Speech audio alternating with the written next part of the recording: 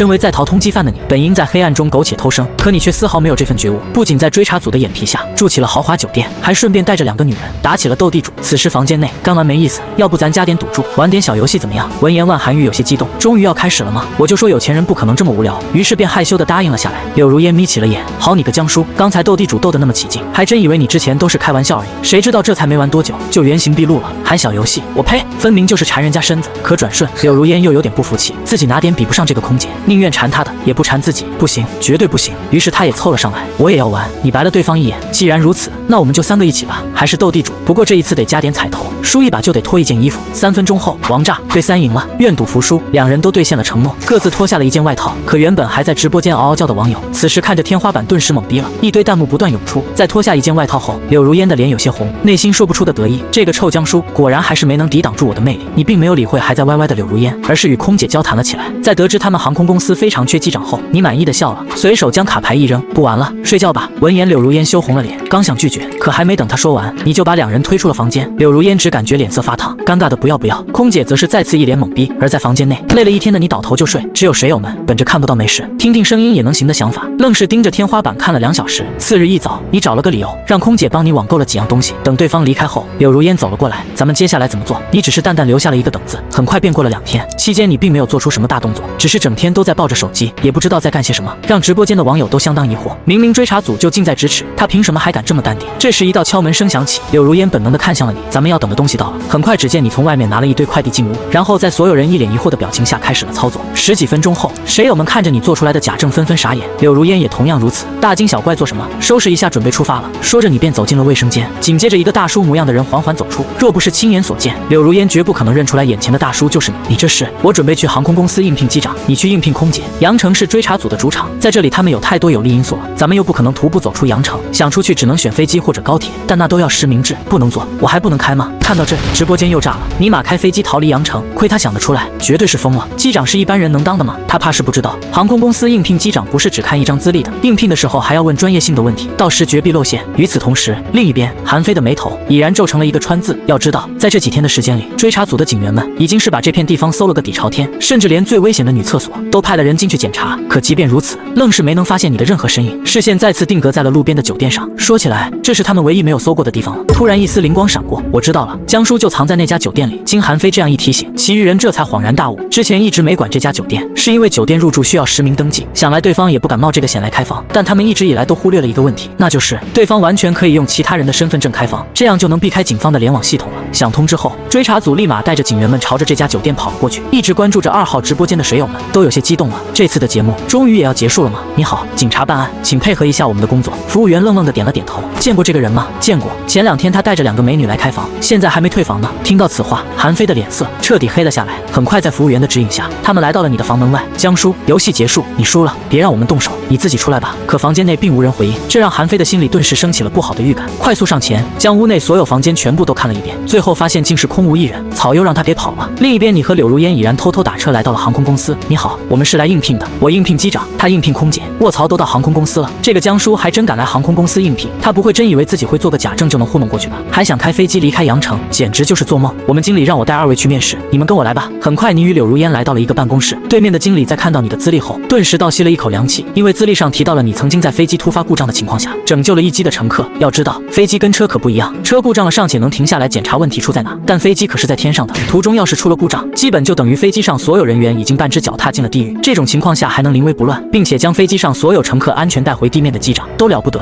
你能给我具体讲讲那次事故是什么原因吗？还有你最终是如何处理的？可以，虽然事情已经过去了很久，但至今我仍是历历在目。那是个越洋航班，飞机发生故障的时候，恰好在白令海峡上方，当时机身剧烈倾斜，方向舵偏移严重，并且彻底卡死。发现飞机出故障的第一时间，我就联系了距离我最近的机场的塔台，经历了2个多小时的斜飞，最终飞机以侧滑角度进入跑道，好在调整方向较为及时，最后稳稳地停了下来。386名旅客无一人受伤。事后检查的时候才发现机尾动力控制模块彻底损坏，活塞超载造成方向舵偏转并卡死。说完，你还不忘指了指自己脸上的那道小伤疤，这个疤就是当时留下的。听完你的话后，经理双眼冒光，已然把你当成了一个英雄人物。他哪里能想得到，站在自己面前的这个人压根就不是机长，更不会开飞机。至于刚才讲的那个故事吗？是你在网上查到的真实事件。因为大脑细胞活跃增加了2点，在酒店的2天时间里，你一直在背所有客机的各种数据，以及飞机在遇到不同故障时能让飞机安全着陆的方法。所以不管这位经理现在是问你飞机的各项数据，还是一些操作问题，你都能对答如流，俨然就是个嘴强王者。就这样，面试足足持续了1个多小时，经理越听越欣喜，当场便拍板录用了你。